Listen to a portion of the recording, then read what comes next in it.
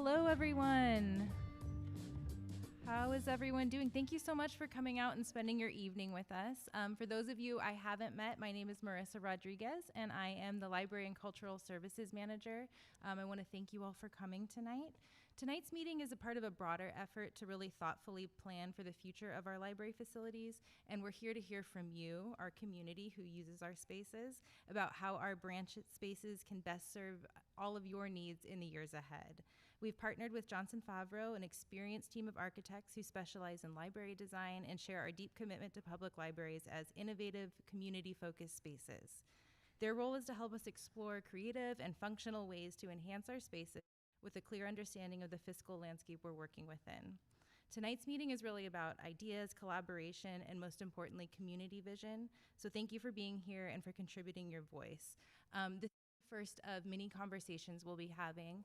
And if you haven't had we have a survey available for you to share your thoughts that way. There will also be a portion of this meeting where we'll be able to speak up on your thoughts about everything that we discuss. If you need the QR code for our surveys, we have those available outside, and then we have paper surveys available at all of our library branches, and we'll be collecting those through next week, so you still have time to get them in and we can read your responses. And with that, I would like to introduce Steve Johnson, the principal architect of Johnson Favaro.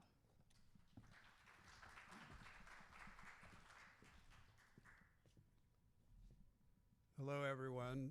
Really nice to see you all here. Thank you for coming and taking the time. I know this probably isn't at the top of your list of what to do on a nice summer evening at the beach.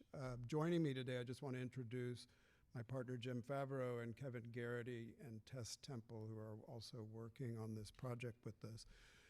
It's like a lot to cover today. We've been working and just getting to know the branches and certainly Central Library. And so I have about a 40-minute presentation only intended to really hopefully help stimulate a productive conversation, which will follow that about an hour with you. And it's totally up to you what you would like to talk about during that. And then we'll wrap up with 5 minutes at the next step.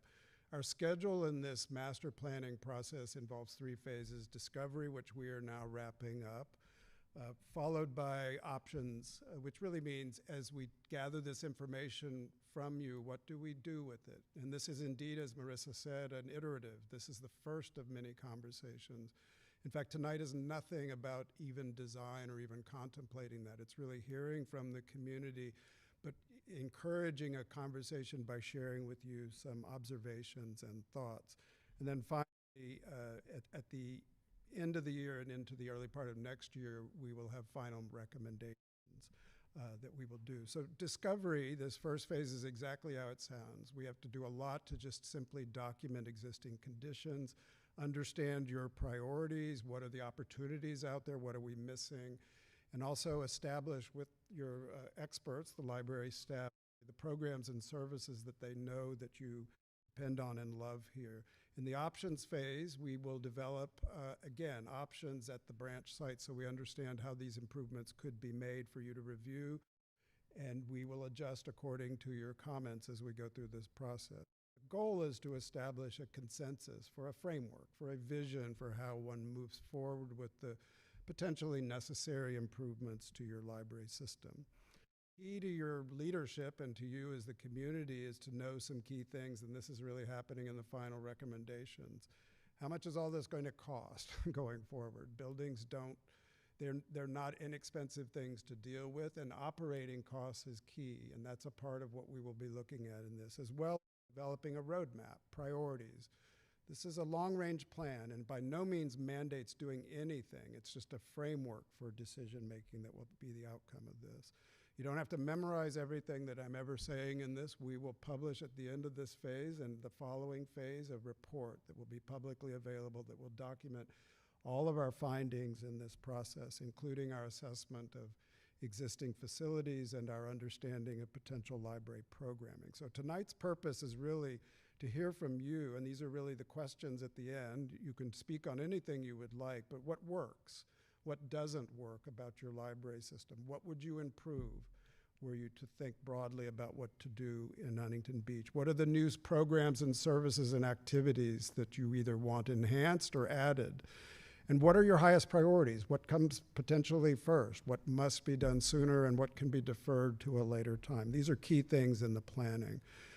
But I do want to indulge me a little bit in an introduction just to why we're doing this, because it isn't just numbers, it's really about qualitative improvements to a community's life and your engagement with the library. So why do we do this? And I just start with this image, which is incredible.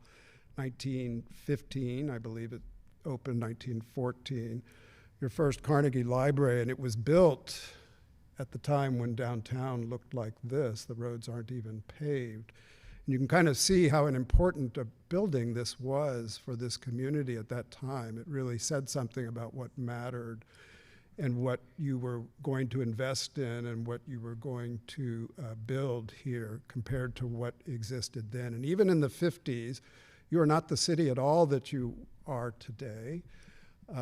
It really was the explosion in population in the 60s that kind of led in the 70s to essentially a really big initiative to build this building and this park. And that was a huge and big undertaking and such an important and treasured asset that you created here. You hired world-class architects to do this. It meant something to you to have this done by good architects. And they proceeded to build a library that we're in, intimately connected to the park setting that it exists in. They were tied together. Indeed, what people love about this library, and we do a lot of work for libraries around Orange County and Southern California, everyone knows this library. Everyone loves this library. And many people talk about simply the light, the air, the view of the park, about what they love about this library. So it truly is an important and incredible lift that you did in the 70s to create this very important building. But I say this because it's in alignment with a really wonderful American tradition, the public library. And basically we know that the public library, which was an American invention, by the way, along with free public education, was seen as the two pillars of a functioning and vibrant democracy. And so these buildings were very important to these cities when they built them. They were often, again, like yours, the most important building built in the city. And for that reason, they looked like it. And in fact, they share some attributes. They more often than not faced a major street, often a park, as your library does here, situated in a park. They had a presence within the city. They're often even combined with a civic center to kind of communicate how important the library was to these cities. And they often had large reading rooms as well within them. They always did, in fact. And they became the community living rooms because it really was the importance of gathering an engaged and involved community in one place at the library was so significant in these growing cities. But that wasn't just the big cities. The Carnegie Libraries across this country, some even across the world, were relatively modest buildings, but all buildings with incredible stature and presence, and they're truly treasured today as important assets in these communities. But our reflection, as yours was, that these were, in some cases, the most important civic building you were engaged in building. And just like the larger examples, they had a large room, the community living room. It's where the community gathered, where they saw each other and they engaged. And then something happened. The 70s may have been good for music, but it wasn't great for library architecture. These are 4 relatively local libraries that if you looked at the inside of them, it reflected a time in the development of libraries that really prioritized just the housing of books more than anything. People became the residual seats that found the space in between that. And if you look carefully at those images, you'll basically see only one window, literally one window in the distant in that one view of the Costa Mesa Library. They were really seen as essentially functioning envelopes just to contain people and books and seen as warehouses. And so we have spent, since about the 2000s, we've been working with communities and turning that condition around, reinvesting in their libraries, giving them presence and stature, But a key thing is really about the quality of the environment in the library, and that's so much what I was talking about qualitatively, what this mission is about. These new libraries are about daylight and view, about encouraging you to stay a while, to be there. So in the case of Costa Mesa, with the redevelopment of their library, it was centered on a new park that didn't exist. And the library looks out onto that park, which is an event space for that park. In the case of Manhattan Beach, it was really to connect that community to this incredible environment that they live in. They're about 500 feet from the Pacific Ocean, and yet their original library had no windows looking out on it. Now lifted up on the second floor, everyone in the community, not just the wealthy who could own a beachfront home, gets a view of the ocean and of the Santa Monica Bay. Riverside's main library likewise kind of lifted up for a variety of reasons, but one of the reasons is just to take into your view the incredible scenery of the area of Riverside and situating that. And each of these libraries, this isn't about showing the design, but they have a presence and stature, not necessarily in a neoclassical way, but in a way that's perhaps believable in how buildings are built today, but even in modest ways. Manhattan Beach is a library that almost disappears into the environment. It's meant to be seen out from and to see into, to see that it's an active library. So just because it has presence doesn't mean it picks up on those cues of those other libraries. And this is a key message. Libraries aren't going away. I've shown you several libraries that we have worked on around Southern California, but there are investments across this country in library systems that are happening today because libraries did not stop innovating, and they are not going away. Your librarians have seen to that. They've kind of took us through the bleak years, the 70s, 80s, 90s, and really brought us to the point that libraries are truly enjoying a renaissance across the country. So what I mean by that is that while the facilities may have been holding back in some ways the programming, your librarians were doing heroes' work to make this work. But really what is current practice in a children's library, for example, is more flexible space for all age groups within the library.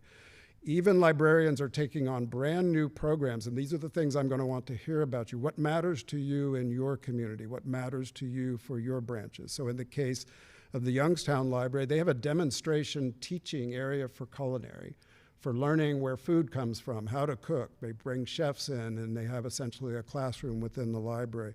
The Glendale Central Library has a new, very robust recording studio for their young adults, so that they can actually do the creative things they want with the technology that they know so well.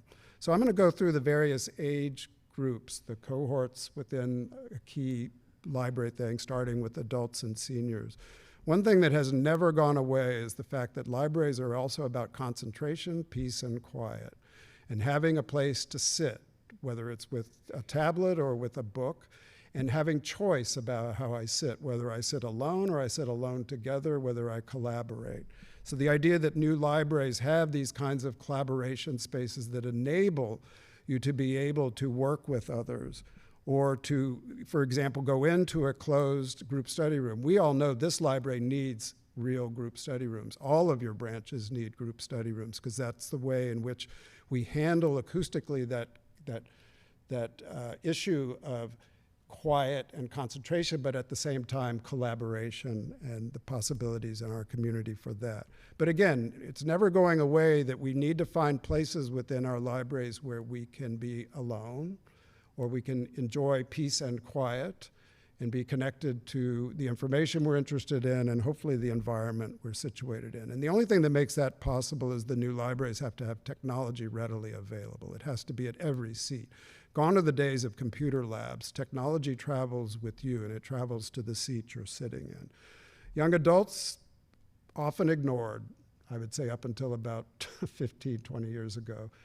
But the resurgence in basically making a place for young adults within libraries. This is the recently completed Glendale Library, and at the end of it, those group study rooms so they can go in and collaborate. Flexible space in the middle that they can configure in any way that they want. At the other end, an e-gaming alcove, which is what the teens in that community wanted, and a recording studio. That's where that recording studio, so that they can do it all in their space. This is their space, houses their collection, it is their place, and since it's opened, It has only been empty when they're in school. They are using it constantly. At Riverside, their idea of the place for young adults was a maker space. Again, the idea that it's a flexible space where one could engage with projects and complete work with others. In Costa Mesa, it was the coffee shop model. It was the idea that it was just a good place to hang out. It was a place that was, a lot of people have said, it's the competition to Starbucks. It's the place where I want to be with my friends, to hang out with the collection, with the aid of librarians helping me with the information and technology that I want to make use of. It is truly a building within the building. It's a glass building so that surveillance from librarians is easy into the teens, but they feel like it's their space within the library.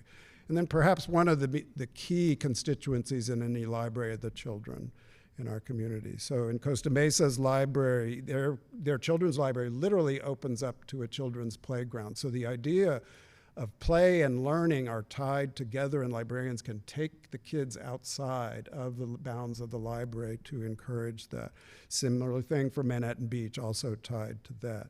In the case of Riverside, they integrated their story time area. In this case, they wanted a flexible area integrated within the children's library itself, because they didn't want to have to take the children outside of that, and they wanted to be able to program it for other things. And you're going to hear that as an important word in our conversation going forward, is flexibility, not tying things to any one thing, because things do change. Flanking that is how essentially you deal with the different age groups of children.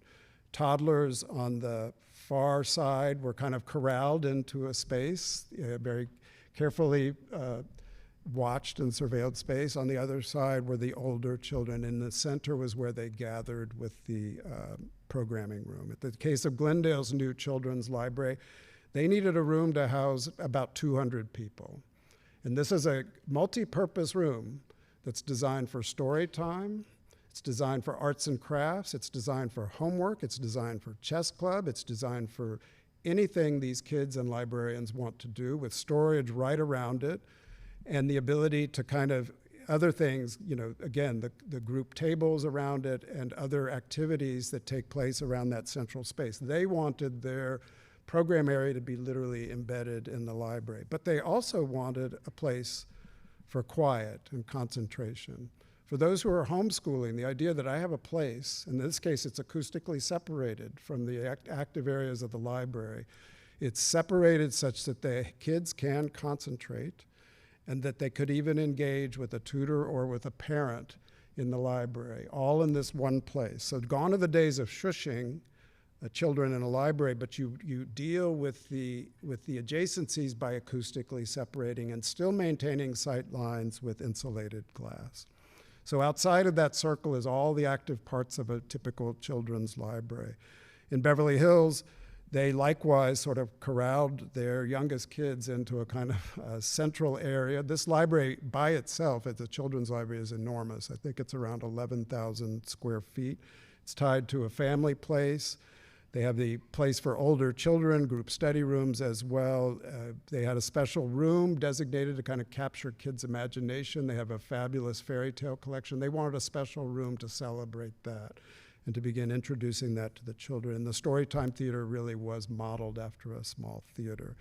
Assembly and meetings just like this, and just like the wonderful meeting rooms in this library, are crucial to any community library. We like to gather together as a community, and the library is the place to do it. So part of every library program is including the kind of meeting rooms that accommodate various sizes. In the case of Costa Mesa, when they redeveloped Lyons Park, they built the new library, and they renovated the former library to become a 300-seat meeting space.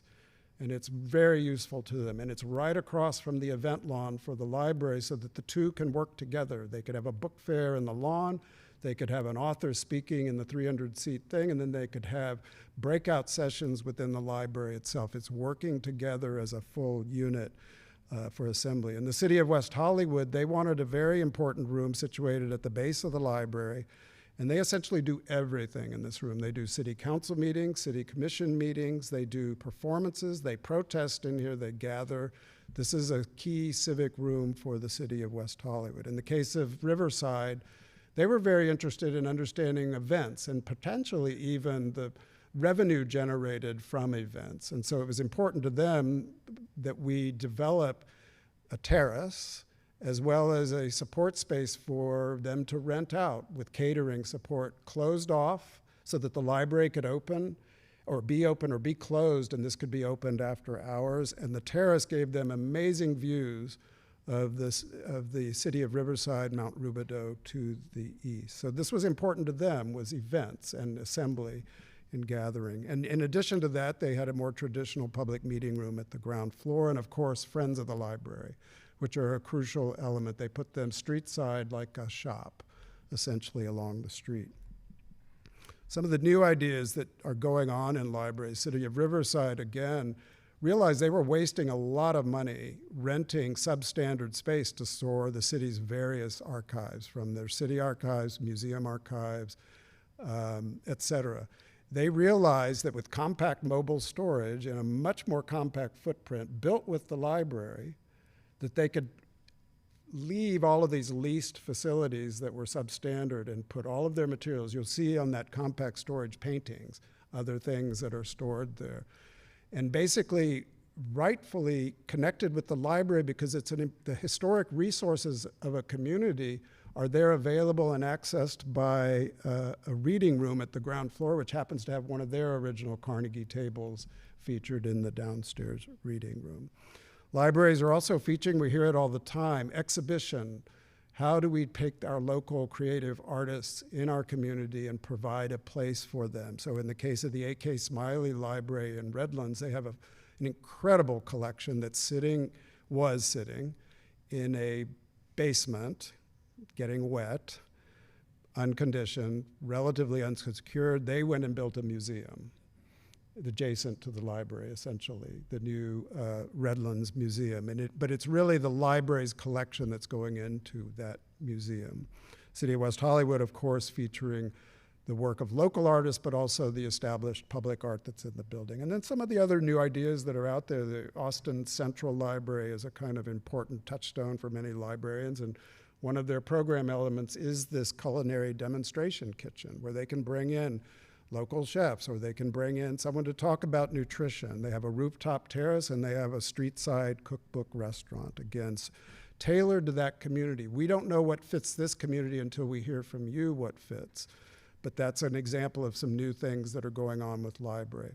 And then librarians have been doing an absolutely amazing job in helping us reduce our potential consumption by saying we don't always have to buy the pasta maker or the sewing machine. We can take it out on loan from the library. So the library is truly doing amazing things in the community, and that has to be incorporated within our programming of that. And we know in our study with you on the Oakview, we heard from that community how central food was, not only the making of food, potentially even the business of food, startup businesses, but the learning about the culture of food was important. And they asked, could we consider adding a demonstration classroom along with a kitchen in there, and that it would be tied to outdoor space that would support festivals and other neighborhood events there. So it truly, part of the library, part of this extended library program, serves a particular need with a particular community. So our purpose with you in this exercise, just to get to some points, your buildings age, they're not static. We have to consider their condition and make plans for that. Our needs do change. I think I've indicated there's new things happening in libraries that were not present when your branches were built, and even as Central was completed. And then our community and our environment changes. Your needs change, your neighbors' needs change. So that's a key thing for us to know. We are indeed planning for the future, and I want to emphasize that. Nothing about this plan mandates doing anything. We are going to speculate with you on a framework for moving forward. It's totally in your hands with the resources financially that you have and your priorities, how you move forward. So nothing, this is planning. And it's our work with you to develop a shared consensus vision at the end of this process. So all we're really doing is producing a framework, essentially a way for you and your leadership to make future decisions about important projects that might be facing you. So a key goal is we need to first determine, you have a central and a branch library system. Are they all well located? You know, we do have to ask that question, make certain that the branches are well located to equitably distribute library service across this community. Are they right-sized? I've already touched on the programs that are in new libraries that are being built today. Are they right-sized for the kinds of programs and services that you want? Do they fit? This community cares about park open space. Do they fit on the sites? The things that might be proposed for a potential branch library, do they fit? Are they relating to the neighborhood in a compatible way? That's a key part of this exercise. And very importantly, are they cost effective? Are they cost effective to build? And are they cost effective to run and to maintain ongoing? So serious consideration to staffing of these libraries is absolutely a point in this process. The goal being a library system that works for everyone in this room and for all of your neighbors. So I'm going to talk a little bit about central library and a branch library system. I'm not certain everybody here may know about it, but basically a little bit about branch libraries. We know from data why a branch and central library system is developed is that 70% of library users live within a 2-mile radius of the library they use. And that's only going to get more critical as Southern California. It gets harder to cross town. It gets harder to go places 20, 30 years. And I really emphasize we're planning for the future. We're planning for the next 50 years. Few drivers will drive beyond 15 minutes. This is just data. Patrons generally frequent the branch closest to work or along a commute route because it isn't just as the crow flies, it needs to be on a convenient route. It needs to be close to either where I'm working or where I'm dropping the kids off at school, or at least easy to get to and not embedded in a neighborhood. We do know that many ethnic communities resist travel outside their immediate community. And we also know that the children and the elderly tend to prefer, and it's a goal of where we can. I know Southern California is challenging in this regard, but if you can walk to your neighborhood branch, all the better, because that is a preference. So you have about 125,000 square feet of library area in your system. That's with Central and the 4 branches, and that serves 27 square miles of area. And population, don't quote me on the 202,000, I think various sources say different things, but again, we're planning for the future. So you have about 125,000 square feet of floor area serving that. And so how it's generally broken up, Central Library is a city-wide library. It has very special collections, it has very special programming, it draws from the entire city. It's not drawing from a neighborhood, it's meant to. Its investment in size and programming is meant to serve that. So at about 108,000 square feet, it is a big building. And I'm not including the theater in that. I don't want to mix things. The theater is really not a part of library program area. But it's covering an area, at least in this diagram, serving a population of about 94,400 people. We tend to want to divide up as your council districts might, or as your how do we divide equitably library service in the community so that it's accessible to all parts of the community? So then working clockwise from the top, I'm going to go around at about 1,300 square feet. Helen Murphy serves about 24,800 people in the northwest corner of the city. Moving over to Oakview, slightly smaller area, but a higher population. That's a very dense part of the city. And even more density is actually relative to the development, is it Bella? Potential housing being built there. It's a fairly dense part of the city. Moving down to the south east corner as the Banning branch at about 2,300 square feet. And again, if I just draw a line around the population it should serve. Each of those radiuses, remember that 2 miles I said? This is what makes them convenient. I can get to them within that radius. So it's serving a community, if you will, of 24,500. And then Main Street at 9,700 serves about 2,200 people if I begin dividing that up. The question about where, in our Oakview study, many people, I think correctly pointed out, and it is a question in this study, Oakview is quite close to this library.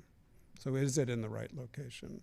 I think there's many questions there that in this process we will go over with you to determine that. All I can say to that is when we were looking at that question in the original study, we're generally restricting ourselves to city-owned land when we're considering a potential branch library site. Because you can kind of see it could move up a little bit north, but we could not find any city-owned land of any consequence that would actually accommodate the library and the parking that would serve that.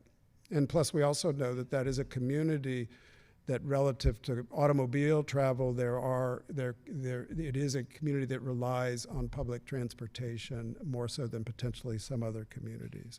But that is a decision to be discussed. The other was banning, because if you look at it, it's kind of hanging on at the end. There seems to be a little gap right there at the top. It's worth potentially, went the wrong way. One thing that was floated, literally floated, but this is my point about making sure these are properly located to serve the communities that they are situated in. This is a key question. If we were to just move up Magnolia a little bit to Edison Community Park, are there opportunities there? And what I would mention about that, there's more room to work with, but there's also the ability to co-locate with a community center, because there are synergies between doing a community center and a library, and that community center potentially is in need of upgrade. That's a variable for you to weigh in with me, the location of banning. And I'll talk a little bit more about banning and some of the challenges we might face at banning. So the next thing I'm going to share with you is really, how does that compare? What does that 125,000 mean? And it really doesn't mean anything unless we're providing the services that you want. But if you just look at the numbers, the California State Library has a database that all California libraries report to.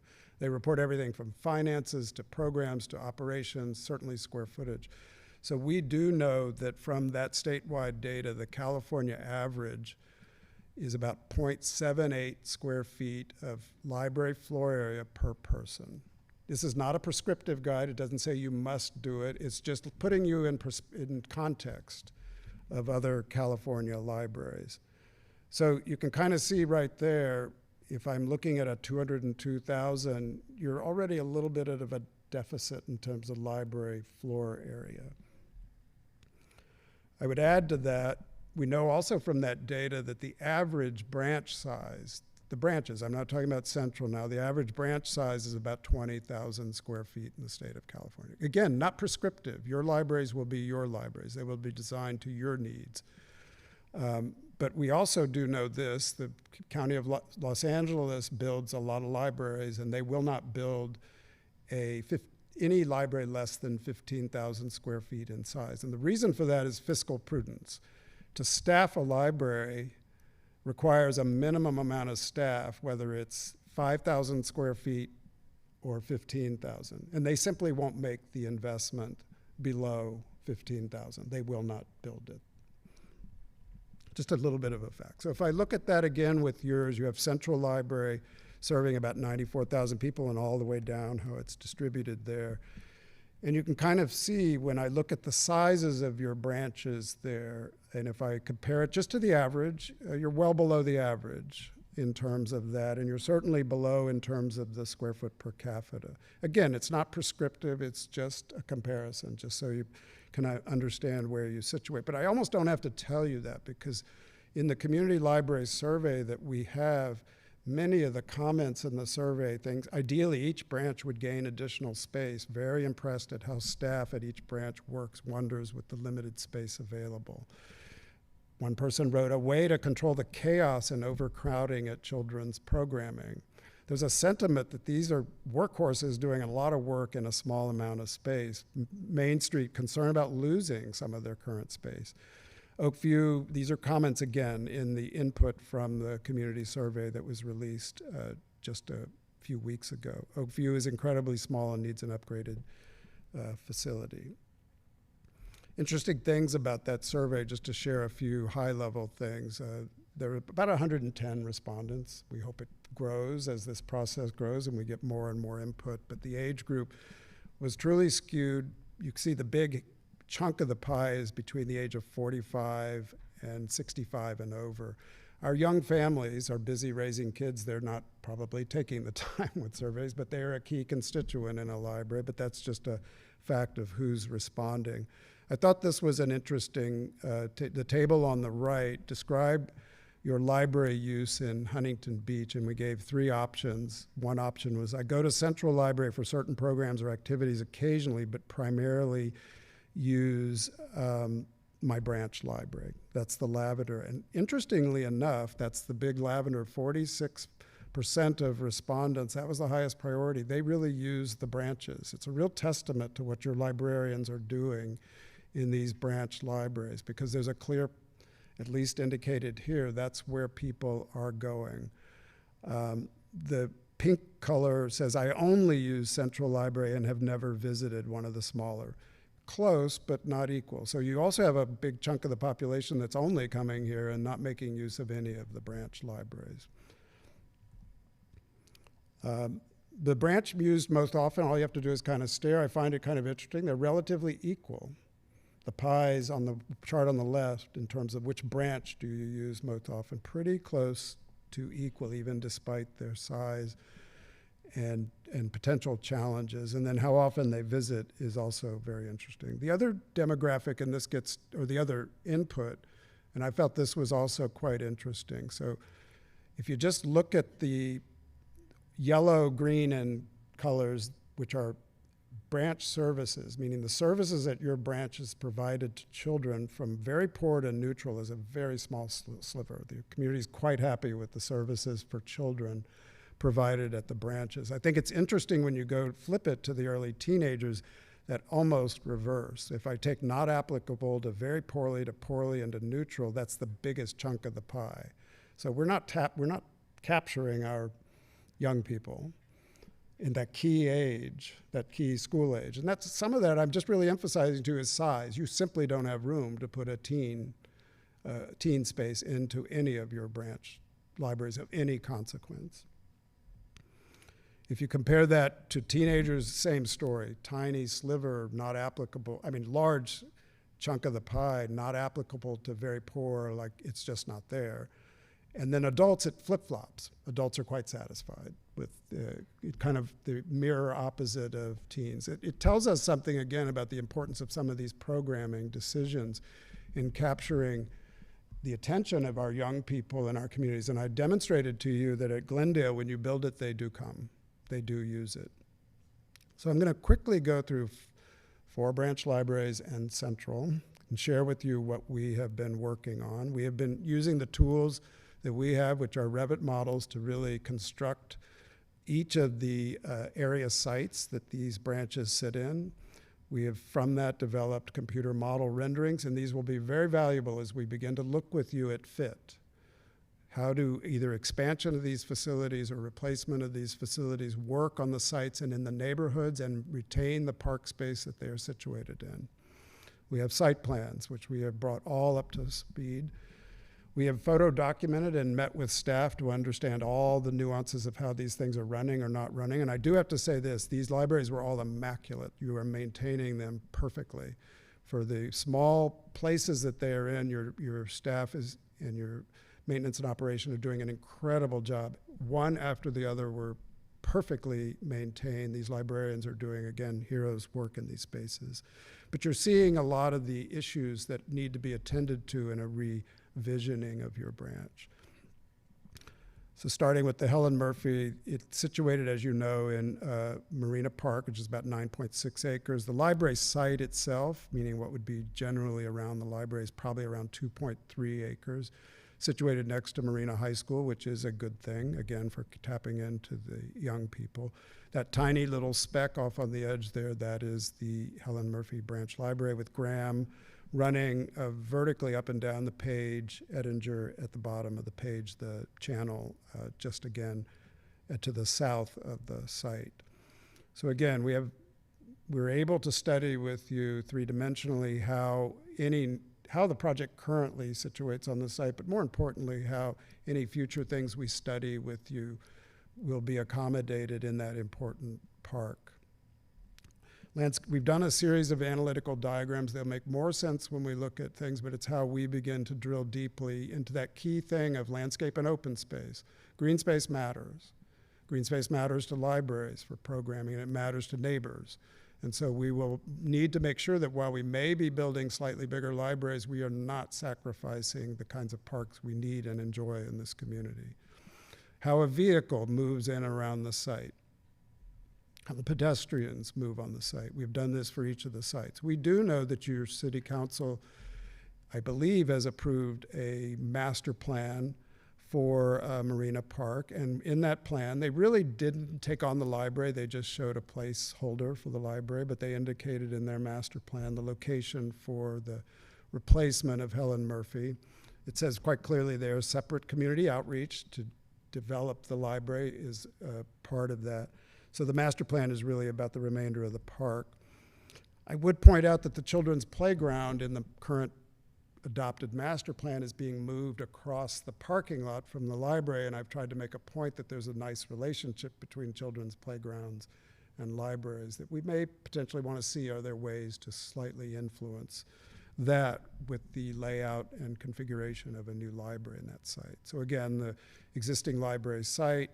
I want to stress the importance that you see physically when you are there and that you could see in the plan. That open space is the only really unprogrammed open space in that park. Everything else is a court, generally, or a field. This is really the key public open space where I can throw a Frisbee, I could have a picnic, I could let my kids run loose.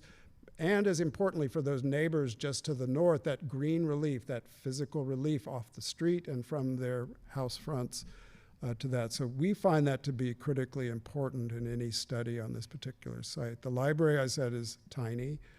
We know it intimately in terms of, and I'm not going to go through all of this, we know how every part of that library is used, how much floor area is devoted to any particular function. We know where the collection is distributed throughout it. We even know where the reader seats are, and that's kind of a sad story because libraries should be about where you're sitting and where you're enjoying being in the library, and they're really pushed to the edges and the perimeter.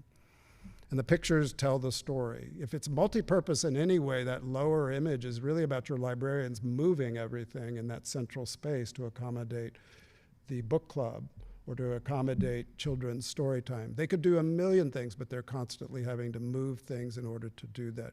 What passes it as children's learning and play is that playmat on the floor and that one little study carrel there, and that it's a tiny library. And probably the best, it has done hero's work, probably the best it's going to look in a rendering of it in a computer model. But these will be really helpful to you and I'm going to say to you, quality matters. Quality matters to this community. Compatibility with your parks and your neighborhoods matters. Banning Branch, located at Eder Park. It's again located, the site itself, not big, it's about 2.7 acres, shares its parking with the elementary school. And there really is a little bit of an issue there. I don't have all the details on it, but if I look at the property lines, there's clearly an easement going across city property to access school parking. And if you're there during pickup and drop off, and the librarians have talked to us about it, don't plan on going to the library, because the school pickup and drop off consumes every single space practically in the library parking lot, and your community knows it because they know they can't go there at that time. This is truly an issue because we are really going to struggle with parking on this site given its size. The banning overview from the two different directions. Again, the open space, what I was saying about that critical, that parking is primarily school district parking. There's not a fence line there. A relatively small amount of parking for what would be, we hope, a robust library branch. The floor plan, again, as I said with Helen Murphy, we know everything that's going on there and have documented all the challenges. I love the kind of loading and delivery thing, you know, getting up the ramp from the truck and bringing the books, which is a daily or several times a week at the very least. The operations of the library are key. And again, the kind of modeled view so that we can study with you in the future phase. Oakview, it's important to remember the actual Oakview branch is not sitting on city property. It's sitting on school district property. And there is also a family resource center that's not in great shape and nor does it really satisfy, let's call it community recreation needs. Just a kind of fact of that. Sharing the site also on this, again, relatively small 2.5 acre site is a former, I think it's former now. Oh, it's still operational. Okay, because when we were working, that was going to be moving. So I'll strike former from that. Oak Lane, again, at the bottom of the page, Nichols up at the top. That big green space is the school play yard. It's not a part of city property. We do know this has taken place, and it's a huge improvement for this neighborhood, the beautification. We do know that that makes communities safer, and it certainly makes them more enjoyable to see it. But we have our challenges here with parking. If you imagine parking and drop-off and pickup at an elementary school and the collision of those two things and our limited land area to, again, develop, this is a challenge for us, and we have to be quite creative how to satisfy parking needs at this branch. An aerial view. And again, just pointing out, the district and the city share parking on the city site. So your library may be on the district site, but they have their parking or some portion of it, probably most of it, on your property. All of this has to be sorted out in a planning process for how we move forward at Oakview. Again, relatively small library, a heavily used multi-purpose room. Again, moving furniture all the time to do the wide variety of things. There is zero young adult space, and I can't think of a community that would benefit more from essentially having a place for our young people to engage at the library with their friends in the way that I've talked about. And again, just the pictures tell the story. A really small children's library, the lack of acoustical separation for some activities that are actually held within the multi-purpose room.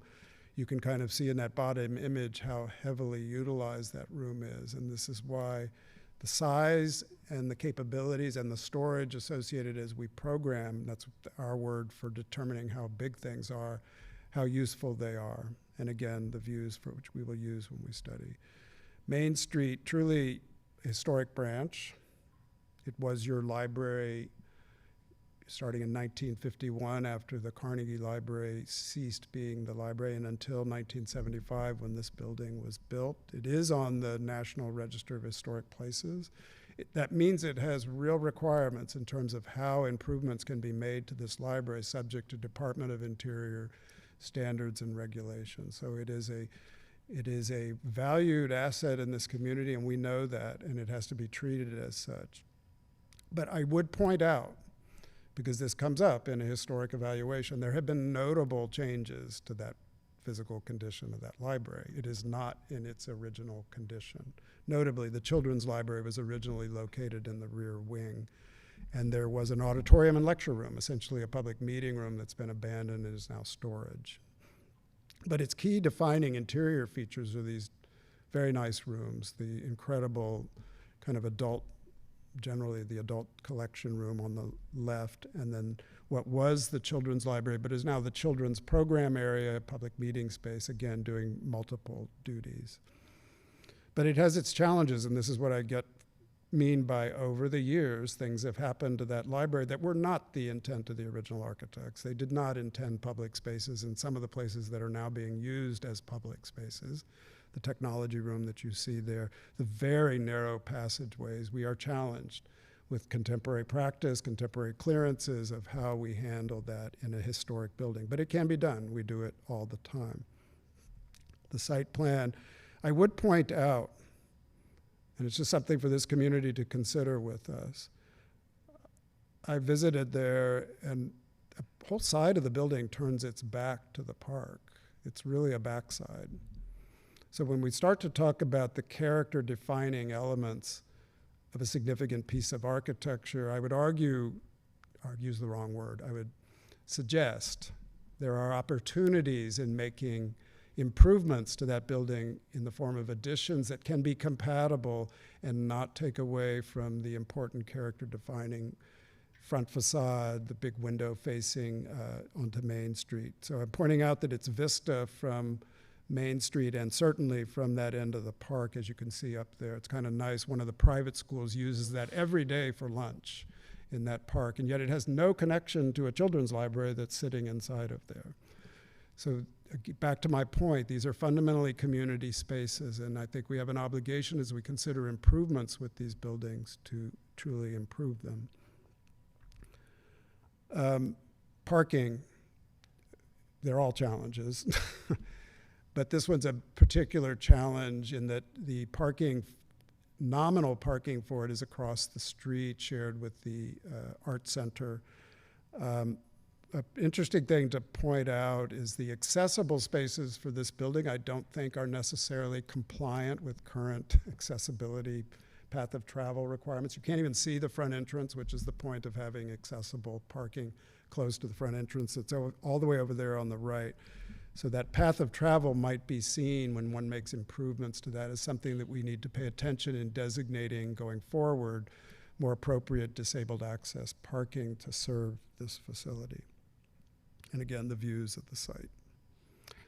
There's about 8,200 square feet on the ground floor of this total building, about 9,700 square feet. There's a second floor accessed by a single stair, 1,500 feet.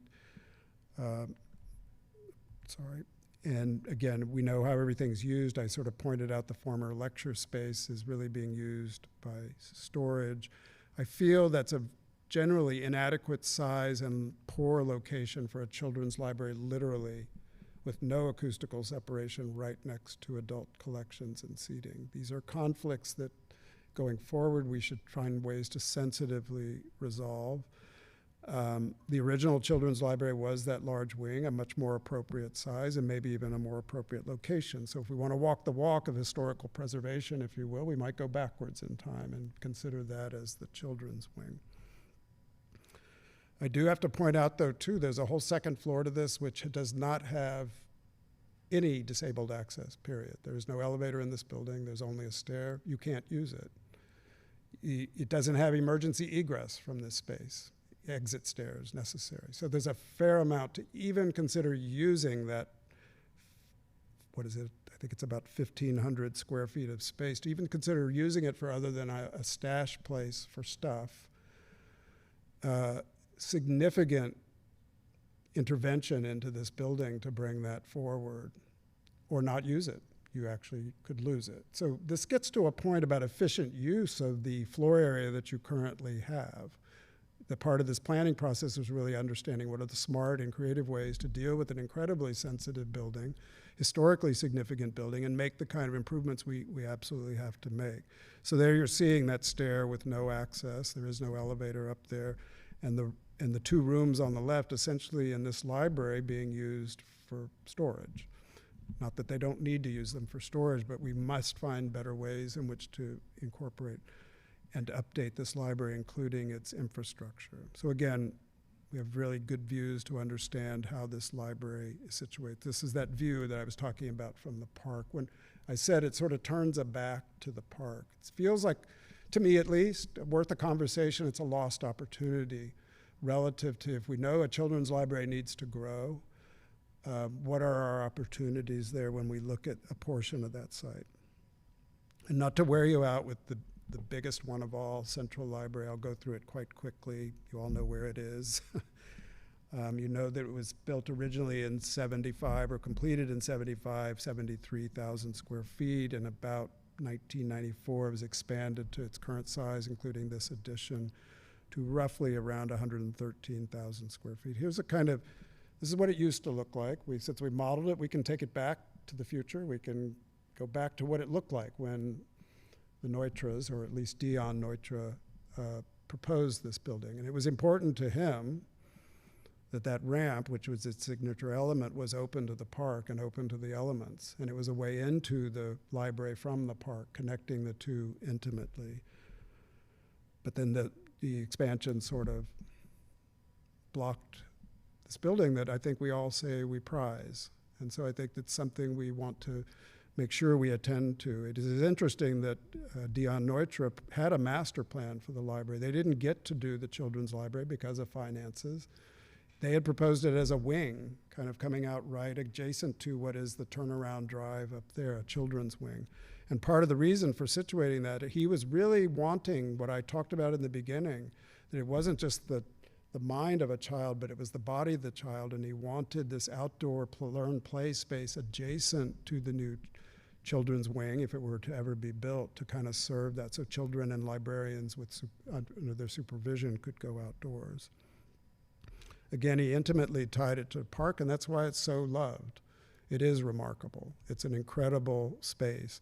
I think somewhat diminished. This library needs a lot of TLC, but it's a treasure, and it needs attention to both update its programs. The Children's Library needs an update. It needs a true programming. Remember those flexible programming areas that seat many more people and accommodate much more storage and accommodate a change of programming from all of the things that they are now doing with children in libraries. This is no longer suitable. It's inhibiting that programming. And then there's opportunities. So much of the floor area of this library is just kind of swimming, not being efficiently used. It raises a lot of questions that we, in rethinking, replanning within the confines of this building, can make better use of, to attach it better to the park, as I said at the beginning, which is its key strength. Certainly improving the workplace for staff and how we consolidate them. And then basically the challenges. Mr. Neutra did not intend to block that side of the book tower with a collection. He wanted that to be a reading area surrounding his book tower with a view out to the park. I'm not saying Friends of the Library collection is not an incredibly valuable collection, but this, again, if we're going to talk about walking the walk, about dealing with these historic treasures that we do treasure, this is the visioning process we want to engage with in how to make the necessary programmatic improvements that satisfy everyone using the library. And teens, again, as I've been saying, were the afterthought. They're sort of pushed into this little area in the book stack tower. Infrastructure, I won't go into detail. You know it better than I. It's kind of, a lot of it's at the end of, much of it's at the end of its useful life. It's due for repairs. Your facility assessment report card says as much. So this is why planning is so important, that as you begin to contemplate the improvement to structure, systems, infrastructure, why not get the program benefits out of it as well as you go forward? I do have to point this out. The book stacks, the whole point of a library, are not ADA compliant. There's not the access path of travel in the book stack aisles. They are not ADA compliant. That's key. 2, they are not structurally compliant with today's codes. That tower is like an independent little building sitting in the middle of the donut. It is not tied sufficiently to the exterior, and it's weighted with the books. So in the movement, the two are going to hit each other in ways that, so these are just important things to know about the investments that are going to come with Central Library relative, and potentially the program benefits as we contemplate making those investments. We know it well. We again know where everyone is. We have it fully modeled. I kind of certainly love, you can travel around this entire model and understand all elements of the building so that we can very sensitively keep going down the road of connecting this beautiful library to its park. We have studied the program and know intimately, again, the size of things, both as a data, meaning a list of programs, but that image on the right is the size of things, adult collections being that large blue area that you see there. We do know at Central key programming improvements. I've already mentioned quite a few. Children's Library being really improved upon. The group study rooms and other collaboration rooms are a must in this library. They're central, literally central to successful libraries. A proper young adult collection, an enhanced and updated makerspace. I mentioned the book stack tower assessment. It's going to absolutely have to be a part of how we think about this library. Improved and better located. There's a little bit of a no shame or shade on the staff. There's a little bit of a squatter mentality with regard to their space here.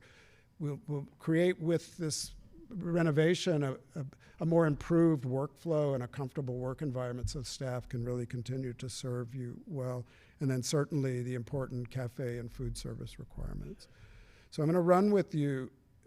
This is a premise. This is the starting point. This is not the end. You may say, it's going to change, but we have to start somewhere. So how we start, not with design, we start with what we call a program, the list of things that are in the building and the sizes of those things.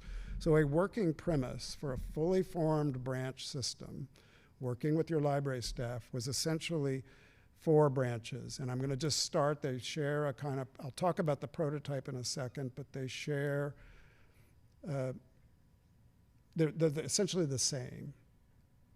For now, as a starting point for me to at least begin to talk with you. So 4 equal branches at around 21,000 square feet. With central, and again, I'm deducting the theater at about 108. So you get a total library floor area of almost about 192,000 square feet. And that's, you're now above, you're kind of sitting there, at least for comparison again, relative to peer cities in California. But again, it's just a premise. The point of this first discussion with you is to go through what that's about. And in this process, this will be sharpened. You will say, no, we don't need any of that, and we need more of this. And we will customize the prototype based per branch, per neighborhood. But just to start somewhere, children's library. We are showing it to be about 5,000 square feet. And that's compared to, well, and it includes, as I've been saying, a dedicated children's program area, flexible program area with storage of 1,300 square feet within the library. And just for perspective, that's the entire size of the Helen Murphy branch library, just for the program area within Central's Children's Library, a true flexible space for key programming. We have also included area, again, acoustically separated for that quiet, concentrated study. It could be homeschool, it could be tutoring, any number of things. These are important elements in any children's library. Young adults, a proper place to gather and be with their friends, with group study rooms for adults, and the enhanced seating that I started my conversation with, the variety of ways in which to sit within the library, whether to read a book, work on a project, collaborate with neighbors and colleagues. That would all be included in a new 4,700 square foot adult collection area. The entrance would contain Friends of the Library, a book sale area. Each of the branches would have a book sale area, not the same as a bookstore here, but a book sale area distributed across the branches.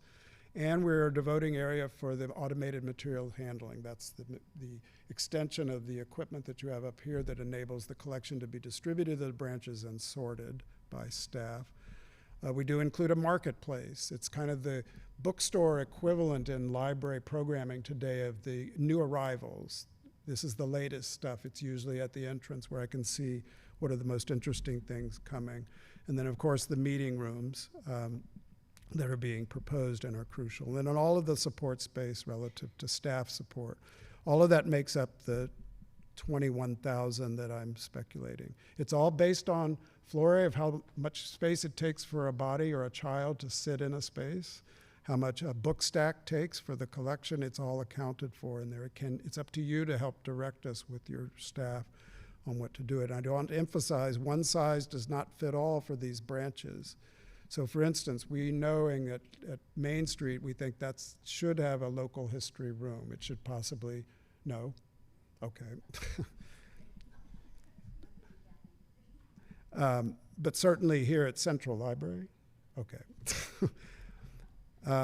Exhibition space, I raised the question. It's to hear from the community how much exhibition space. There's been comments floating, and they're really just comments to me. I know nothing about it, but a surf museum at Main Street.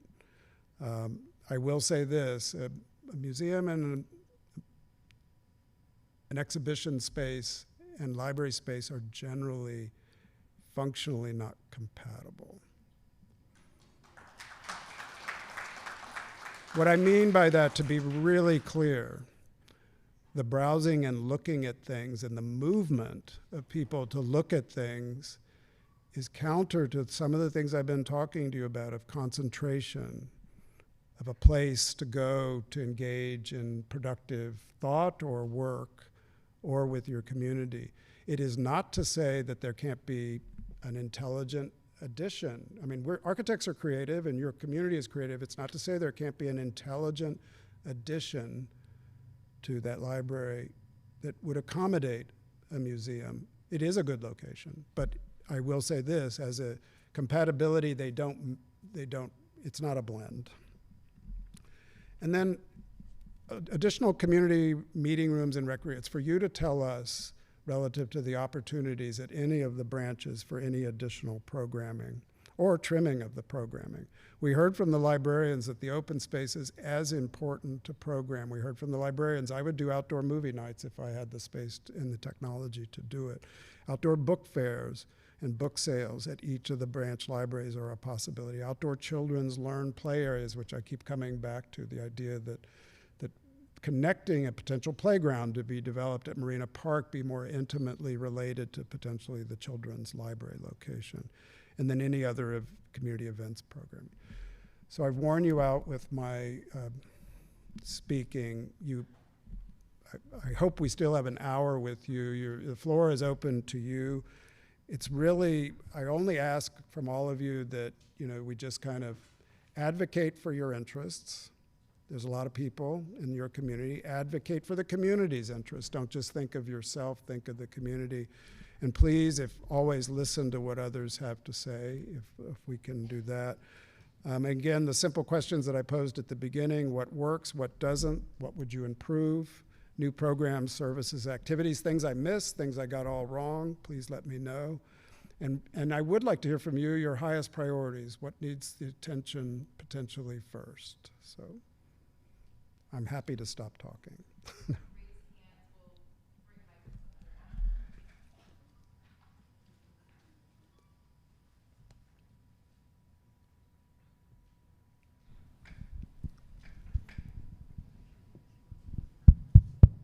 Okay. 3 quick comments. I questioned the 2-mile radius. This is California. This is not Boston. And when I was a kid in Riverside, I was 4 miles away from the main library. Now, Riverside didn't have branch libraries, but I would have gone to the main library because I want the big thing. The other thing is, I know from standing in front of the library a lot lately that a lot of people come from Westminster and from Fountain Valley, a large number. So they're not doing the 2-mile radius thing. So anyway, I think that might not be as important a criteria as you've been saying. And again, in Boston, where I spent 2 years, that was important. The other question is, why did you ignore the Golden West Community College Library? College libraries are distinctly different than community libraries. Their programs, even their access, getting onto campus, the hours they operate, the mix of age groups, it's on and on. Community college libraries are truly, we do them. We do university libraries. They're totally different animals than a community library. I agree with that, but I believe a lot of the young people in high school would choose to go there just as much as elsewhere. So, and if they have access, of course they can. Okay. And then in a different vein, can the fountains be renovated, or should xeriscapes, gardens be put in? I worked at a company that had a very beautiful campus-like thing with beautiful fountains, and during the drought one year, somebody said, we can't do fountains, but fountains can work. But they require a lot of hard work to renovate. So do you have any thoughts on whether they should be renovated or xeriscapes be put in?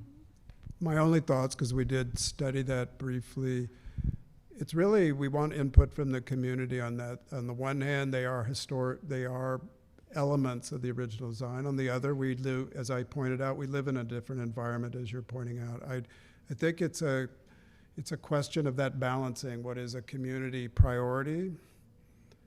And again, I really want to emphasize this is a community-driven input and design process. In other words, I really want to hear from you. Is your preference no fountains, for example, and you would go the xeriscape route? Okay. Okay.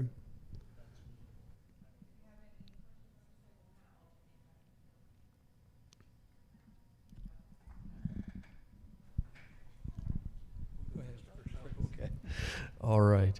A few comments. One, yes, absolutely. Local history room I saw up there as an option, and I think we have needed that desperately. A home for our community's history. We have needed that for decades and decades. There isn't one.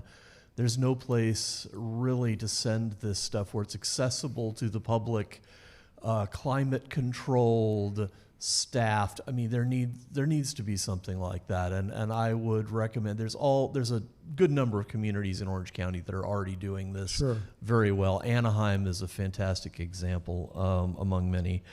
Although I would, as I work in that world, and so I would say, not at two separate locations. You might have an exhibit panel up at some other libraries. That's great to share copies of things somewhere to view as you walk in or out. But there needs to be access to the materials together where they can be used in conjunction with each other and protected, and have Makes the sense. staff there in one place. Also, just generally, what's a priority here? And I say this because I see this not being a priority in some newer libraries, is books. By God, books. A tiny fraction of the world's published knowledge is available online. I'm so glad that it is available online, but it's the tip of the iceberg, and there's so much more to know, and so much of it is bound in books and old periodicals and all kinds of other things. So it's still important to have that. As much as I love having windows all through a building, having more space for shelves is key, and I just want to drive that point, which seems like it should be obvious, but sometimes it doesn't seem to be. Also, as the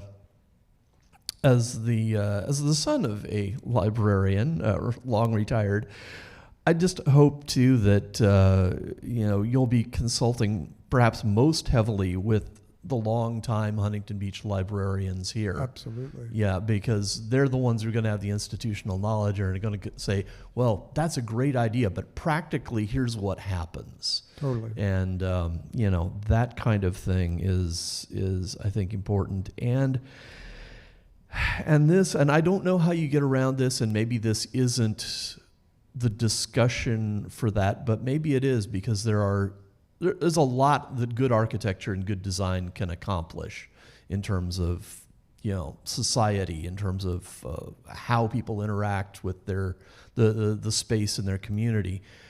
And I think safety has to be near the top of the list, because you want to have all these youth programs and programs for children and all of this, and that's yes, 1,000 times yes. But everybody of all ages needs to feel safe from the people who are a threat to themselves and or others because of mental illness and or drugs. It's just a sad fact of our society, and every library you go to in urban areas and or even suburban areas, it's an issue. And we want to be able to take our children to the library and let them run amok in the stacks, and not in terms of being unruly, but in terms of, oh, what's that over there? Let's wander down here and see what books are over here, and have the run of the place. It feels safe. Yeah. And I'm not sure how we get there from here, but I think that's important. And then finally, I would just say, I'll put in a tiny little plug, not a critical one, but we talk about the historical value of the Main Street Library and of this library, of course. By the way, I'll talk to you later. I can tell you some great nitrous stories about water features and how they felt about them. But Banning actually has its own interesting history, in the sense that really our boom era, as you alluded to, is the 1960s. That's where modern Huntington Beach becomes what it is.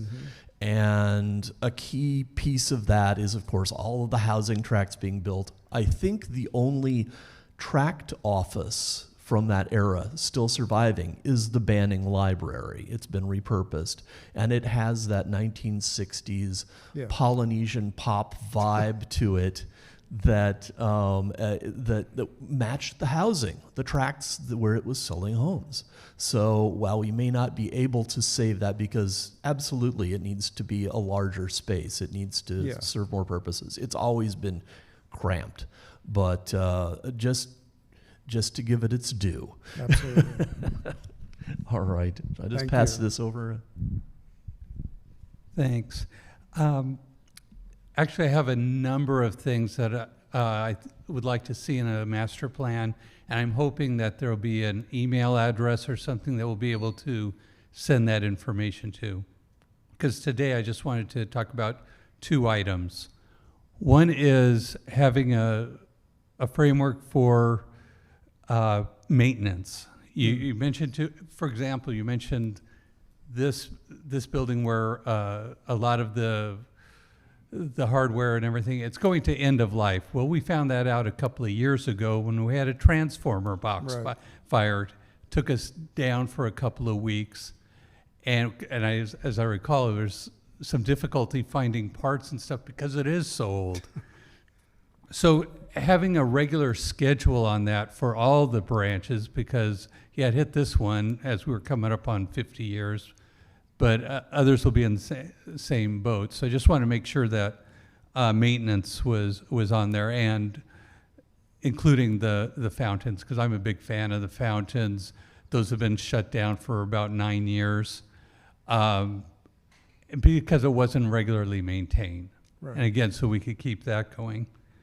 The other thing I wanted to mention is on the historical nature of some of the buildings.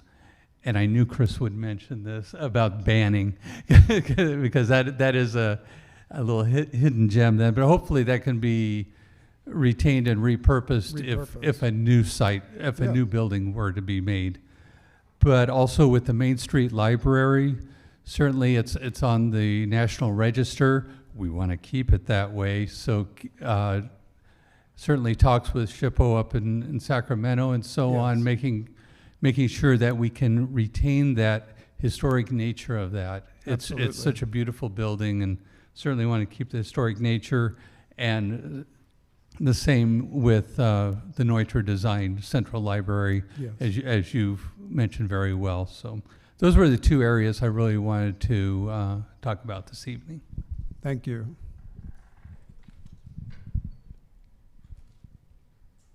We're here.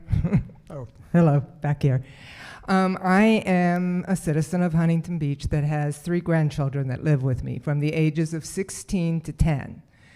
And the Central Library has been basic throughout their entire life, from the children's to now the 16-year-old comes and sits out front of the cafe to study when he's doing. However, I think there's a couple, there's a couple things I really like about what we had. The makerspace, I think that needs to, we have used that 3D printing, the kids taught us. But you know, the 3D printing, our kids are very engineer-minded, very esports minded. Their way of studying is very different than the way I studied in my day. And I think we need to look at that. I think our libraries, if we want to bring the young people in, have to really start talking to the young people and what is interesting to them. And you know, we can all think we know, but our lives are so totally different than theirs that we definitely need to get that piece in. I think it would be a great disservice to our young people and the community if we don't. Thank you.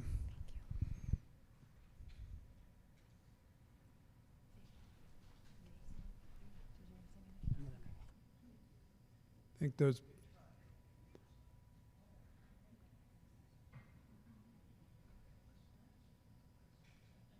Yeah, I think so. So small thing, but I didn't hear it discussed, and it plays into Charlie's comments about the 2-mile radius. We have little or no provisions for bicycles at most of our libraries, and I think especially with the proliferation of e-bikes, that makes that 2 mile radius a little bit easier to deal with.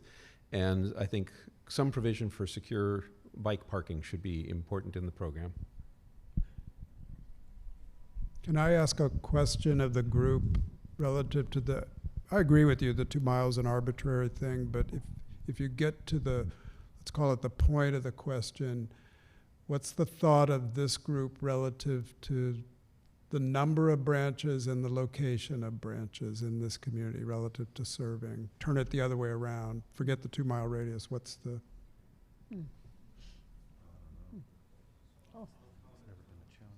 I'll comment on that directly. I remember when you did the Oakview presentation 2 years ago, one of the members on the commission specifically said, I drove the 1.6 miles from Central to Oakview. Why do we need it at Oakview? Why don't we move it to Central instead? Was, I think, the comment that was made. There's 2 problems with that. One, the Oakview location today being right next to the elementary school brings the kids in after school for the homework club and other activities that happen there. You move that elsewhere, you lose all of those kids, and that's like 40, 50 kids every single day of the week. So it really, I think you used the word fit. It fits the community to have that there, and those people aren't coming here. I don't know about the other, I've never been to Helen Murphy, actually, but they're kind of spread out across the city, and if they're getting used, enough people are going to this branch, then it serves a purpose in that community. And there's no way you're going to really remap it out within the city because the land doesn't exist. That would be my personal opinion. Should I continue with the things I was going to say or just go back? Sure, please. Yeah. Okay. So one of the things is, you were presenting to the commission. I remember the Oakview presentation, and I thought it was fantastic. It was 2 years ago, and the whole thing got deferred.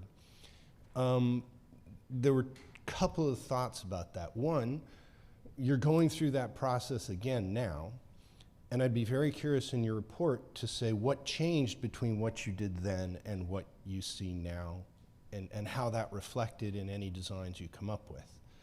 The second thing that I really took on from that process was people were blanching at the cost. The Oakview is 2 temporary classrooms that are 30 years old. They leak, they smell, and they are not useful. They have to come down. There's significant deferred maintenance here. You were talking about that. In the report, I think it would be really good to separate the costs of the deferred maintenance and the stuff. In other words, the stuff the city's going to have to spend on the libraries regardless, from the renovations, the new things that are coming up, so that we can get a better perspective of what's really been pushed down the road a long way. I don't know if that's possible, but I would personally find that very useful.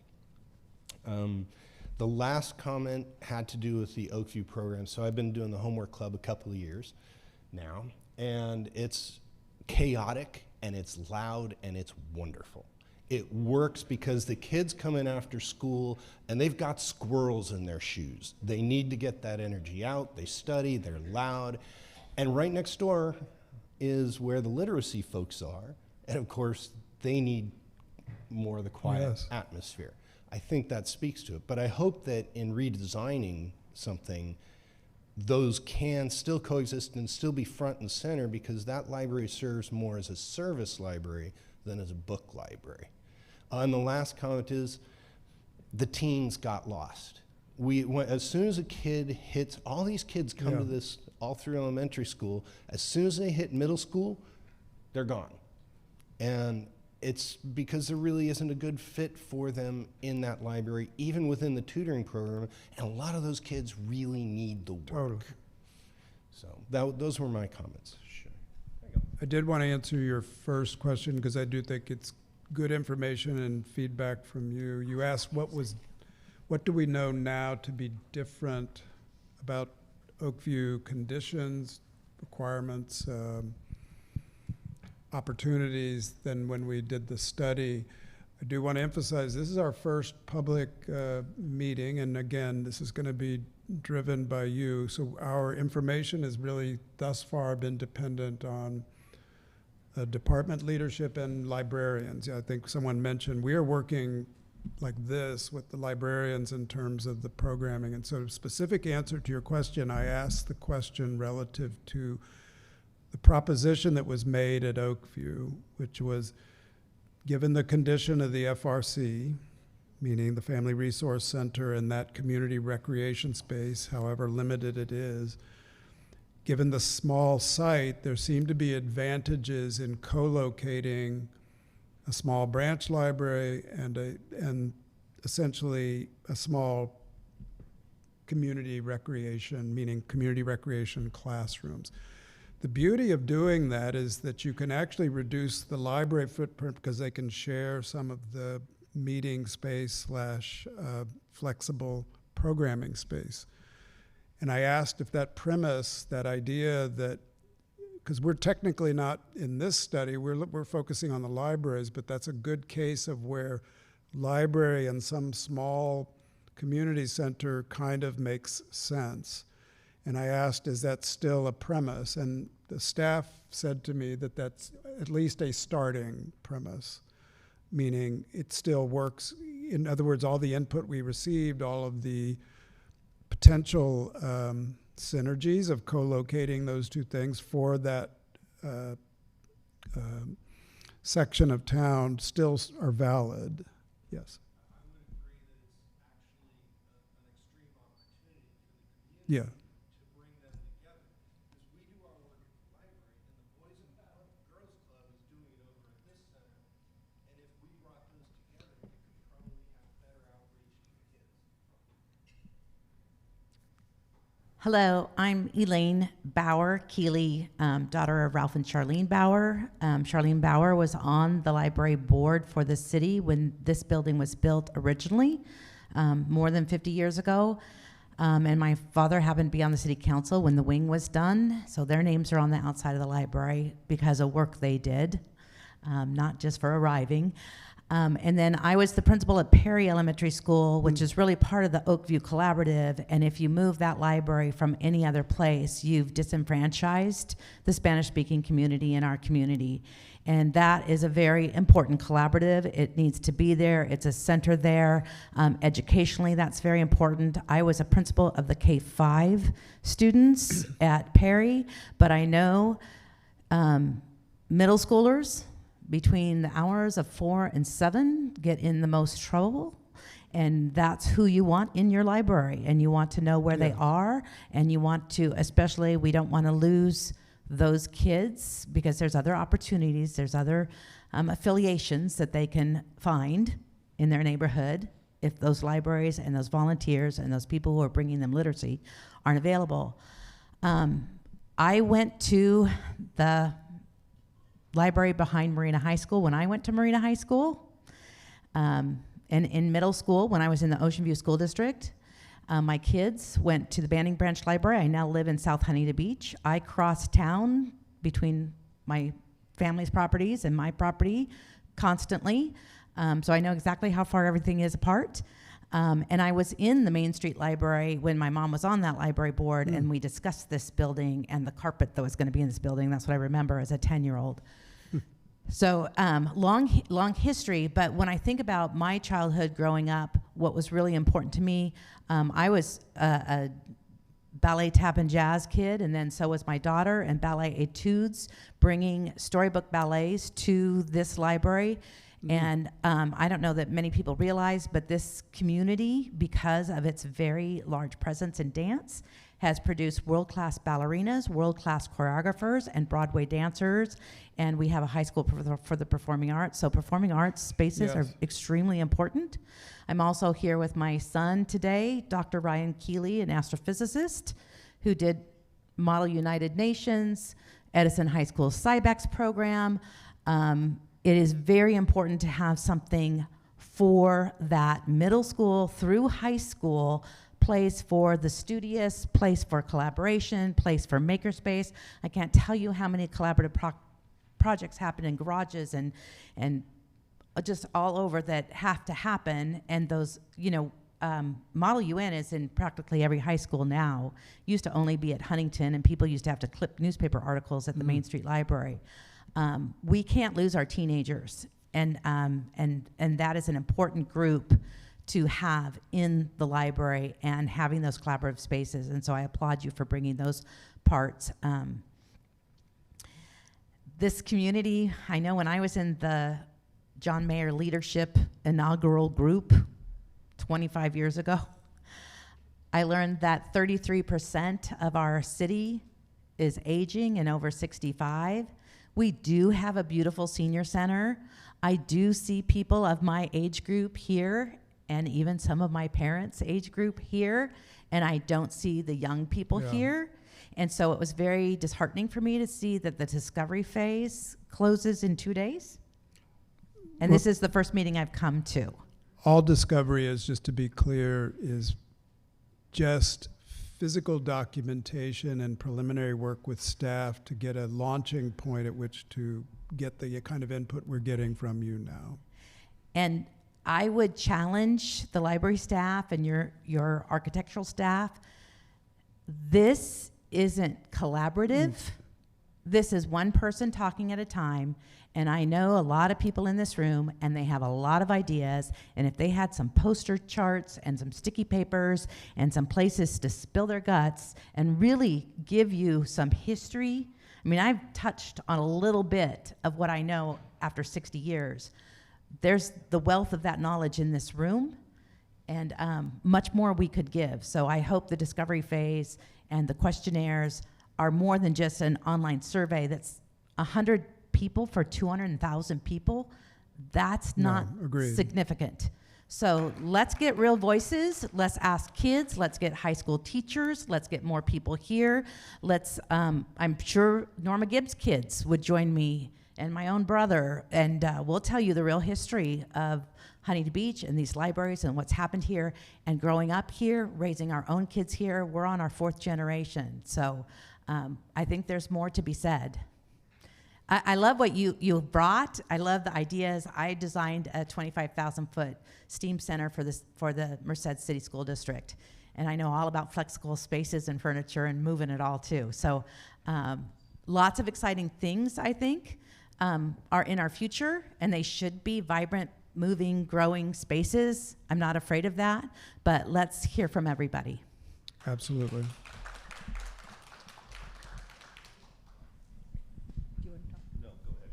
Okay, a few topics. As stated by a number of people, the transition from children being very, young toddlers being very active in the library because their parents are here.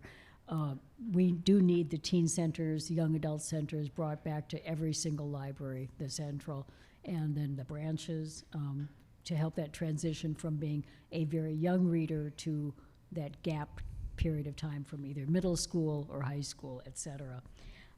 Better usage of the space in Central Library. I like the idea of having like a history center. We have like the little the genealogy library, but like history of the city, public archives. I remember seeing the picture of the Riverside Library, I think it was, had the city archives on it. Thought that was pretty cool.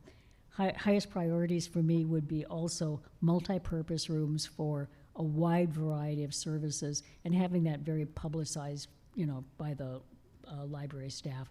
And finally, I completely concur that a surfing museum and a library are completely incompatible.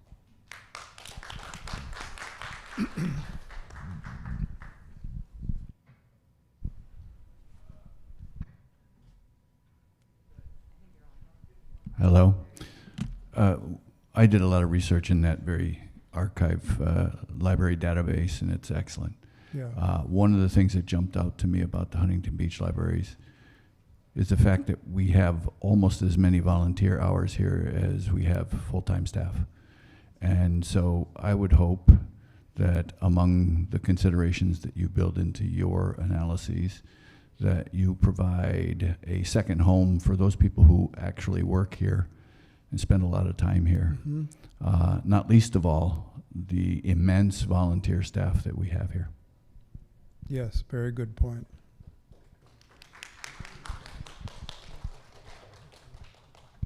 Hi, I'm Jill Hardy, former mayor and council member, also former employee of Central Library. I worked here for 5 years. This was my high school and college job.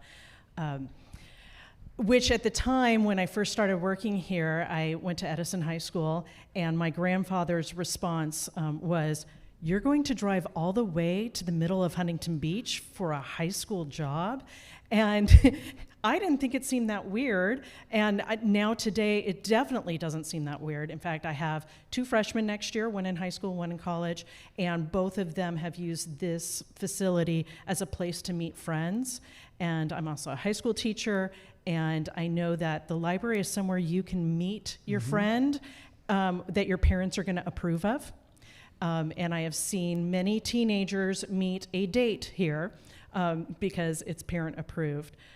So really making sure that this is a comfortable and welcome place. When I was on the youth board in high school, there was a talk about having parking meters in the parking lot here, which exists now, but they were delayed quite a bit because the youth board said any obstacle to teenagers coming and using the facility is not a good idea. I agree about this. The surfing museum combination doesn't seem like the right combo. I do want to mention that some of the building ideas that you were talking about, relocating, that kind of thing, we have Measure C here, and a lot of these ideas could trigger a Measure C vote, which kind of goes to where what Elaine was talking about is that you don't have enough input to see if that's a good idea to attempt to try that. I'm not sure the city has any of the money for some of these ideas, but that comes and goes. Anyway, also, I'm a high school teacher, and the timeline is off, like Elaine said. I teach at Marina High School. I really don't know if my students ever use Helen Murphy Branch anymore. I'm not sure they know it's there. And I would like to be able to ask them and give that input, but I won't see them till August 27th. And I won't know them for a few days after that. So the timeline, doing this in the summer when teachers can't talk to students, because schools are a different agency than the city, coordinating that a little better would be a good idea. Yeah, I just want to reiterate, this is the first and perhaps driest engagement, meaning we're really making sure we're just informed of the physical conditions and some of the requirements. All of the engagement you're talking about, we're really at the beginning, and we do structure, I will say this, future community meetings, we do like to plan workshops. And what I mean by that is there will be a presentation, then we will break up into groups at tables with paper, with pens, and with plans and things, and people can, as you're saying, work together with neighbors and with us and our team and really help advance. So you're really at the beginning. I really want to stress that. We are really assembling all of the tools we need to do to engage with you in what is it's a challenging thing to visualize 3-dimensional things, to visualize impacts. You're correct about the Measure C question, but we need direction from you relative to, I've posed to you your branches. I think we have to have agreement in this room that a 1,300 or a 2,000 square foot library branch today, given everything I said, and could easily be consumed by just the young adults in this community, much less any other aspect of the library. So we need to hear from your community, what do we do with that? Is it another site? Is it being smart on the site we have? Is it maximizing the open space and the library space? Do we have the program just right, the size just right? That's what's coming ahead with you, and your input into that process is something we're going to work very closely with you to develop. So this is the fact that this happened in August. This is the beginning, and there is much, much more to come. And I encourage you to tell your neighbors, especially these young families with school-age children, please be aware this is happening. We will be engaging with all of them. I will add to that, we will be meeting with each of the school districts because they have a role to play here. They are, knowledgeable about their students and families. They're knowledgeable about their needs. They have expectations about things where these libraries can actually play a part in the school day or a part of the school day. These are critical partners to us, and we are meeting with them and will be meeting with them for their input in this process.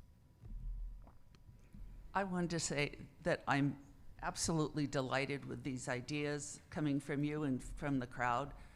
We really need the larger branch libraries. We need meeting rooms. We need places for teens.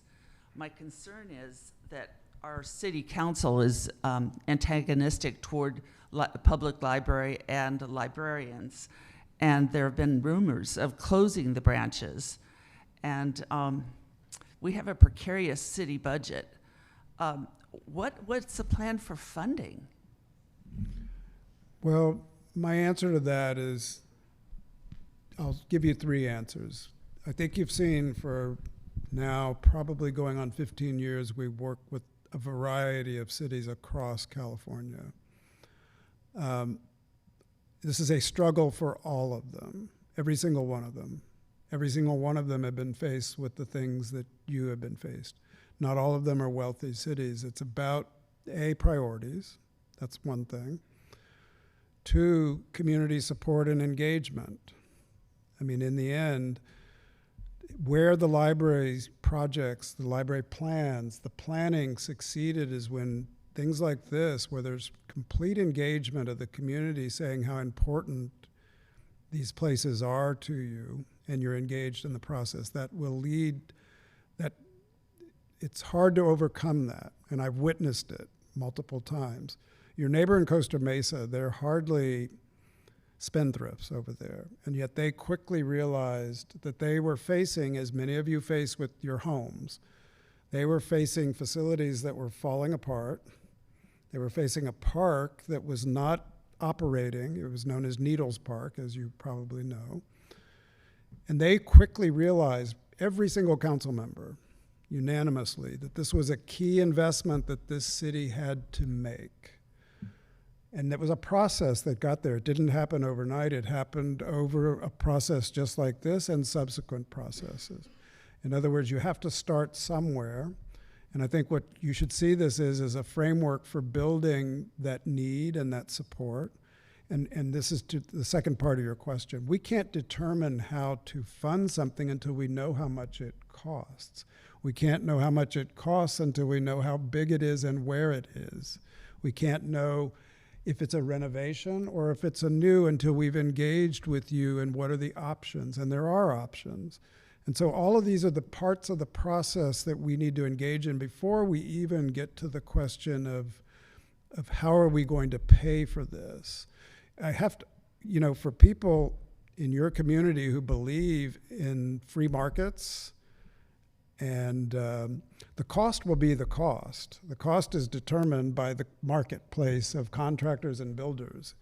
It's us as a community with you to determine the size and the function and the placement. And then the cost, I'm just going to tell you straight up, the cost will be the cost. The priorities will come from you and how you influence decision-making with your leadership. And I'm just sharing with you, I know I think your word was precarious. None of these are easy lifts. None of these are without huge challenges, without, it can happen, it will happen. What we are trying to say to you here is if we engage fully with you in this process, which will take us all the way till next spring, basically February, March next year, if we engage fully with you, we will have a very knowledgeable, shared understanding of what this community wants and needs. We are committed to that in working with you to arrive at that position where you can speak clearly about the cost of something. You can speak clearly about the need for something. I want to say one thing relative to Oakview, which is an observation and how nuanced all of this is. Those neighborhoods surrounding Oakview are relatively small apartments with many family members living in them. Literally, school and library is an extension of the home. And it's a mandatory extension of the home. There's literally not physical space. So it gets to a point about why places may be located in one community versus another community. So there's lots of variables here. We have to hear from the community. We have to build the rationale. And I'm going to stress to you, your librarians have been very clear with me. They're committed to finding the ways to have responsible, sustainable operations that can be maintained. They've done it for a while. They'll continue to do it, and that's their commitment. They are clear-eyed about the constraints on finances, and they are clear-eyed about the constraints with building any new building. And as we talk about programming and services, we're really talking about need and what actually satisfies that need. And they're very clear in this process with us. So they truly are experts. They've done it for a long time. And as with the Costa Mesa people, they're not spendthrifts and they're not gilding the lily. This is what's happening in today's libraries. This is not extravagant, the things I'm talking about. Yes.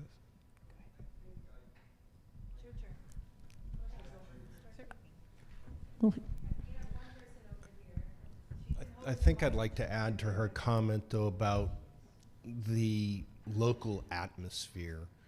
You know, the truth of the matter is that our city council and our community are at odds with one another right now.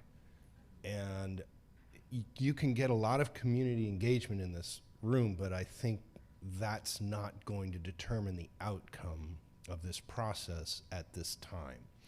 That political morass is, let's hope that it can be bridged and that you can help with that. But I think when you see costs and you have this antagonism, the nature is going to be to try and dismiss the cost given other city concerns, which is why I made my comment earlier about saying, well, here's what you got to spend anyway.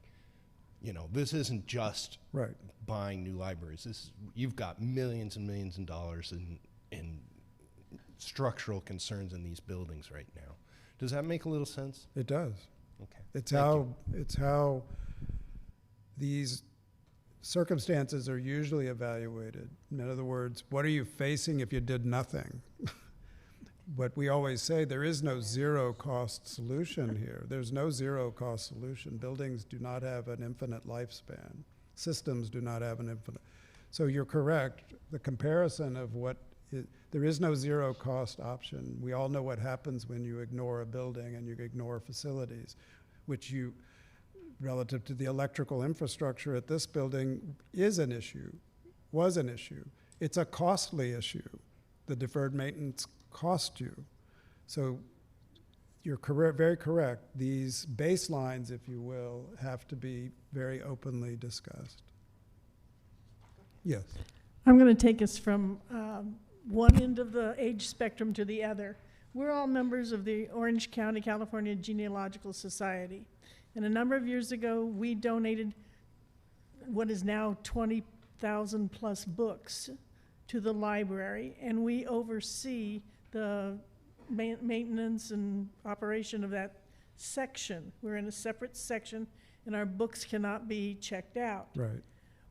One of our issues is we're out of space, and we've got another, how many books down in another 3 racks of books down in the basement, which is not the best place to be storing books, but we have no place to put them because they took some of our bookcases out to do maintenance of the restrooms 2 years ago.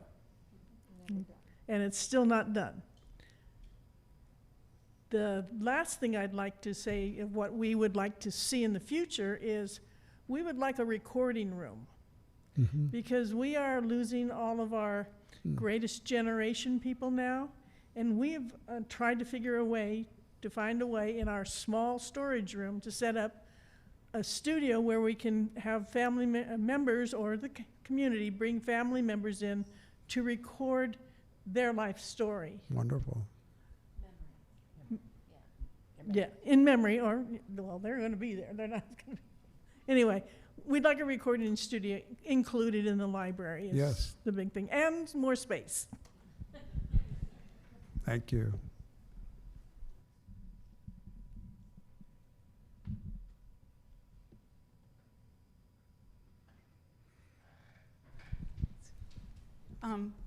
I am a librarian at the Helen Murphy branch. I would love to have high school students come in. We don't have the room. We don't have the room. And the building is in sad shape, I will tell you. So, you know, I invite you all to come because we're small but mighty. Absolutely.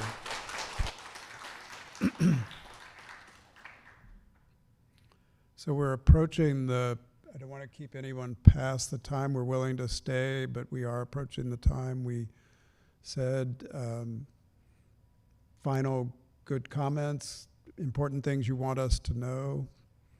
We will be back. It's the first of many times you'll see us. You'll get tired of me.